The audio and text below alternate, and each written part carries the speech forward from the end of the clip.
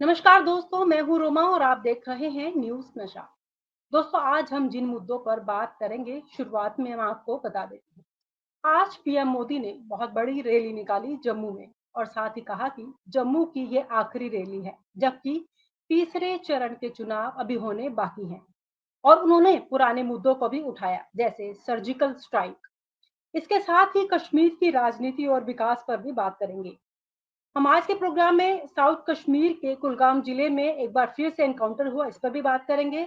आतंकियों और सुरक्षा बलों के बीच हुई इस मुठभेड़ ने फिर से कश्मीर की राजनीतिक स्थिति पर सवाल खड़े कर दिए हैं। क्या कश्मीर में शांति बहाल हो रही है या फिर हम अब भी अस्थिरता के दौर पर हैं? आर्टिकल 370 हटाए जाने के बाद कश्मीर में विकास का कितना असर पड़ रहा है? क्या वहां के लोग अब बेहतर जीवन जी रहे हैं या समस्याएं जस की तस है? इसी पर और अधिक बातचीत करने के लिए आज हमारे साथ कश्मीर से जुड़े हैं सीनियर जर्नलिस्ट मीर मुदस्सिर जी। मुदस्सिर जी, सलाम, नमस्ते। वालेकुम सलाम, नमस्कार।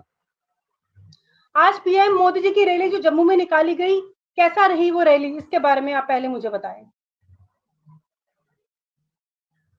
जी देखिए, जहां फाइनल और थर्ड फेज जो असेंबली इलेक्शन के चुनाव है वो होने जा रहे हैं। 1 तारीख को ये वोटिंग होगी।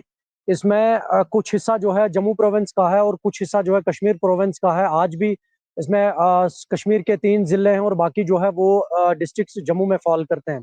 तो चूंकि प्राइम मिनिस्टर है और ये उनकी आज पहली और आखिरी रैली तो कम से कम नहीं थी। इससे पहले भी उन्होंने एक डोडा किश्तवाड़ का दौरा किया, कश्मीर का दौरा उन्होंने किया और आज वो जम्मू में थे, जहां उन्होंने हजारों की तादाद में जो लोग हैं उनके आए हुए थे और उनको सुनने के लिए आए थे कि क्या कुछ नया होगा, क्योंकि वो बहरहाल एक प्राइम मिनिस्टर है पूरे मुल्क के। तो बहुत सारी बातें जो है उन्होंने वहां पर कही और ये भी कहा कि जम्मू कश्मीर को बहुत जल्द जो है इन जो सियासतदान यहाँ पर है, जिन्होंने यहाँ राज किया है, लोगों को बहकाया फुसलाया है, उनसे निजात दिलाने का वक्त आ गया है। कि और लोगों को ये कहा कि आप वोट जो है वो भारतीय जनता पार्टी को करिए, क्योंकि भारतीय जनता पार्टी जो है यहाँ सरकार बनाने जा रही है।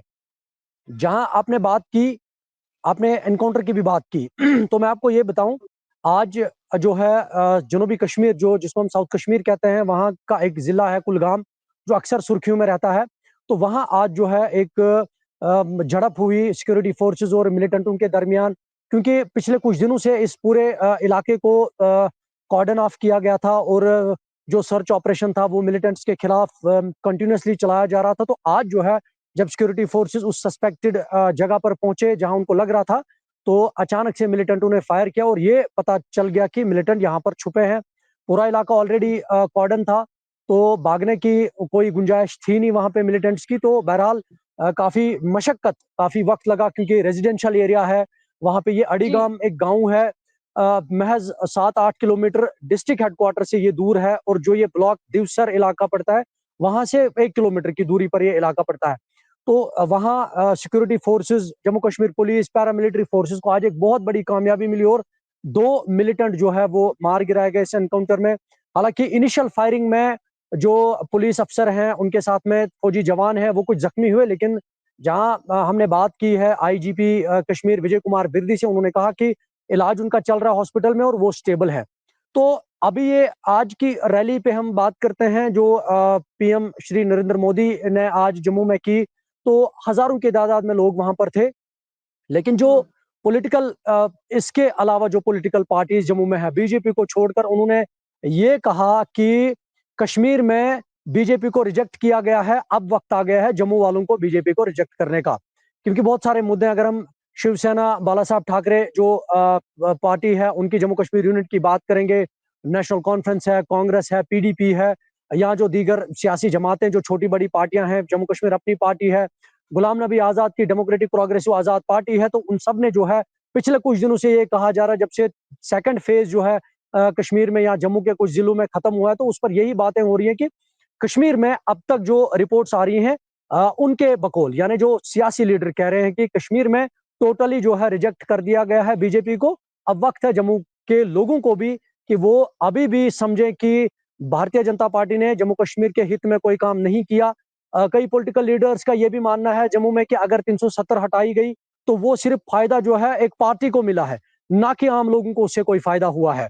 अगरचे अब हालात की बात करेंगे हालात अगरचे ये बताया गया था कि 370 के बाद यहाँ मिलिटेंसी खत्म हो जाएगी, इवन कि ऑपरेशन ऑल आउट भी चलाया गया वादी कश्मीर में, लेकिन आप देखिए उसके बाद कितने वाक़ात जो है, कितने इंसिडेंट जम्मू प्रोविंस में हुए, कितने जो है हमारे फौजी जवान, हमारे अफसर शहीद हुए। और आप देखिए कि पुंछ, राजौरी या डोडा, किश्तवाड़ ऐसे इलाके हैं, सांबा, कठुआ के जो इलाके हैं, उधमपुर के इलाके हैं, जहां अब ये मिलिटेंसी पनप रही है। इनको रोकने के लिए अभी बड़े पैमाने पर कुछ चीजें करनी जरूरी है, तब ये माना जा सकता है, लेकिन अभी ऐसा देखने को नहीं मिल रहा है।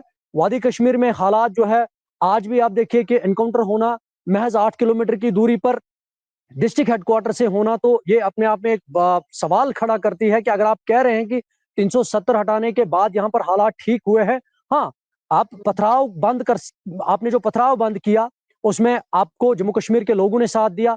वो एक मुट्ठी भर लोग थे जिनको आपने पकड़ धकड़ के बाई हुक और क्रुक आपने उनको पहले वार्निंग दी कि आप ऐसा ना करें, उन्होंने नहीं माना, आपने उनको जेल में डाल दिया, उनके खिलाफ आपने कार्रवाई की, सभी लोग उसमें खुश हैं। तो लेकिन जो असल मुद्दा है उन चीजों से हटा जा रहा है, असल मुद्दे पे बात नहीं हो रही है, क्योंकि अब लोग चाहते हैं कि यहाँ पर उनकी अपनी गवर्नमेंट हो, यहाँ पे सरकार हो, भले ही सारे पावर जो है लेफ्टिनेंट गवर्नर साहब के पास है, लेकिन कम से कम एक चिट्ठी तो एक मेंबर असेंबली जो हमारा चुना हुआ एमएलए होगा, वो एक चिट्ठी तो ले जा सकता है गवर्नर ऑफिस तक, जो कि आम आदमी नहीं जा सकता। सरकार ने ये कहा कि आर्टिकल 370 हमें दिक्कत आ रही है जम्मू कश्मीर की डेवलपमेंट को लेकर। सरकार ने ये कहा, सेंट्रल गवर्नमेंट ने, बीजेपी ने कहा कि अगर हम 370 नहीं हटाएंगे तो यहाँ पर जो है डेवलपमेंट के बीच में एक रोड़ा अटका हुआ है। सरकार ने ये कहा कि 370 की आड़ में यहाँ पर मिलिटेंसी पनप रही है। सरकार ने कहा कि अगर हम इसको हटाएंगे तो मिलिटेंसी जीरो हो जाएगी ऑटोमेटिकली। और ये भी कहा गया कि अगर 30 साल 32 साल से ये मामला चल रहा है, 1989 87 89 से ये मामला चला आ रहा है, 32-33 साल हो गए, तो इस मामले को हम खत्म कर देंगे। लेकिन आप मुझे बताइए, छठा साल हो गया, 5 साल मुकम्मल होने को आए, वही एनकाउंटर आज भी चल रहे हैं, वही जो नुकसान है फौज पैरामिलिट्री फोर्सेस को उठाना पड़ रहा है, वही हालात आज भी देखने को मिल रहे हैं। इसमें आप बताइए, अगरचे मिलिटेंसी का ग्राफ 2014 में मान के चलते हैं 10 था, 2018 में भी वो 10 है, 2022 में भी वो 10 का ग्राफ है, तो कम क्या हुआ इसमें? कुल मिलाकर जितनी भी व्यवस्थाएं हैं वो दुरुस्त नहीं है, चाहे बात एजुकेशन की जाए, हेल्थ की जाए या फिर कुछ और। चलिए, इस प्रोग्राम जी। पे तो कल से फिर हम चर्चा और करेंगे, इस प्रोग्राम को आगे बढ़ाएंगे। फिलहाल के लिए आपका बहुत बहुत शुक्रिया। और आप हमसे जुड़े रहने के लिए सब्सक्राइब करें YouTube पर, फॉलो करें ट्विटर पर और लाइक करें Facebook पर। और ज्यादा जानकारी के लिए आपको टाइप करना होगा सिर्फ न्यूज नशा।